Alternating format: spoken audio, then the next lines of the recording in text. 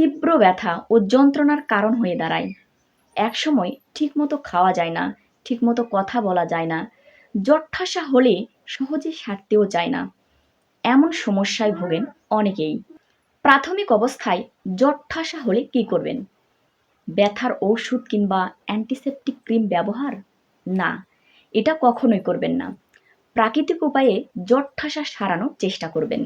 আমি এই ভিডিওতে প্রাকৃতিক উপায়ে জ্বর ঠাসা সারানোর ৮টি সহজ উপায় খুব সুন্দর এবং সহজভাবে বুঝিয়ে বলবো, যা আপনাদের উপকারে আসবে। শুরু করছি। ১. Apple cider vinegar.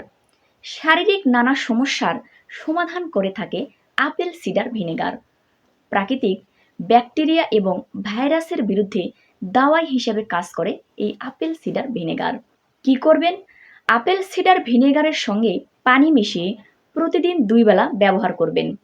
তবে পানি না মিশিয়ে এটি ব্যবহার করবেন না, এতে করে আপনার জ্বর ঠাসার উপর জ্বালা করতে পারে। ২. অ্যালোভেরা। অ্যালোভেরায় থাকা বিভিন্ন পুষ্টিগুণ আমাদের ক্ষত সারাতে সাহায্য করে। কি করবেন? অ্যালোভেরা পানিতে মিশিয়ে আপনার জ্বর ঠাসার উপর লাগাবেন। দেখবেন ব্যথা নিরাময়ের সঙ্গে সঙ্গে আপনার চুলকানি এবং ঘা শুকানোর কাজ করবে। ৩. আদার তেল। আদার তেল বিভিন্ন শারীরিক সমস্যার সমাধান করে থাকে। আদার তেল আপনার ক্ষত শুকিয়ে যাওয়ার জন্য খুবই কার্যকরী ভূমিকা পালন করে। আদা কিন্তু অ্যান্টিসেপটিক হিসেবে কাজ করে, তাই আদার তেল ব্যবহারে দ্রুত ঘা শুকানো কাজ করে। ৪. গরম ও ঠান্ডা সেক। গবেষণা অনুসারে জ্বর ঠাসার উপর গরম সেক দিলে দ্রুত ব্যথা কমবে, সেই সঙ্গে চুলকানি এবং ঘা শুকিয়ে যাওয়ার সম্ভাবনা অনেক বেশি। তবে যদি জ্বর ঠাসার কারণে ঠোঁট ফুলে যায়, তাহলে গরম সেকের বদলে ঠান্ডা সেক দিবেন, এতে করে অনেক উপকার পাবেন। ৫. বেকিং সোডা ব্যবহার। বেকিং সোডা ব্যবহারে ক্ষত শুকিয়ে যাবে দ্রুত, সেই সঙ্গে চুলকানি থেকেও মুক্তি পাবেন। তাই কি করবেন? পানিতে প্রথমে বেকিং সোডা মিশিয়ে তারপর কটন বল দিয়ে ডুবিয়ে আপনার জ্বর ঠাসার উপর লাগাবেন, দেখবেন দ্রুত সেরে উঠবে। ৬. রসুন। রসুনে থাকা অ্যান্টিভাইরাল বৈশিষ্ট্য জ্বর ঠাসা সারাতে গুরুত্বপূর্ণ ভূমিকা পালন করে থাকে। ৬. রসুন।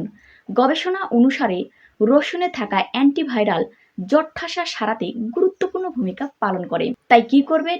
প্রথমে ১ কোয়া রসুন থেতলো করে এর মধ্যে অলিভ অয়েল মিশিয়ে জ্বর ঠাসার উপরে লাগাবেন, দেখবেন দ্রুত সেরে যাবে। তবে এই মিশ্রণটি আপনি দিনে ২ থেকে ৩ বার ব্যবহার করতে পারেন। ৭.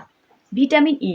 ভিটামিন ইতে থাকে অ্যান্টিঅক্সিডেন্ট, যা ত্বকের ক্ষতি সারাতে বা মেরামত করতে গুরুত্বপূর্ণ ভূমিকা পালন করে। তাই কি করবেন? ভিটামিন ই জ্বর ঠাসা সারাতে ভিটামিন ই অনেক গুরুত্বপূর্ণ ভূমিকা পালন করে থাকে। ৮.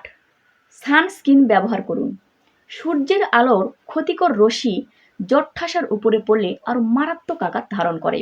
তাই বাড়ি থেকে বের হলে অবশ্যই আপনি সানস্ক্রিন ব্যবহার করবেন। খেয়াল করবেন যাতে আপনার ঠোঁটের আশেপাশে সূর্যের রশ্মি না পড়ে, এবং অবশ্যই সানস্ক্রিন ভালোভাবে ব্যবহার করে বের হওয়ার চেষ্টা করবেন। অবশ্যই সানস্ক্রিনে যেন SPF 30 থাকে, এটা অবশ্যই খেয়াল করবেন। উপরোক্ত এই প্রাকৃতিক নিয়মগুলো জ্বর ঠাসা সারাতে গুরুত্বপূর্ণ ভূমিকা পালন করে থাকে, তাই অবশ্যই আপনি এই নিয়মগুলো মেনে চলবেন। ধন্যবাদ সকলকে। দেখা হচ্ছে পরবর্তী ভিডিওতে।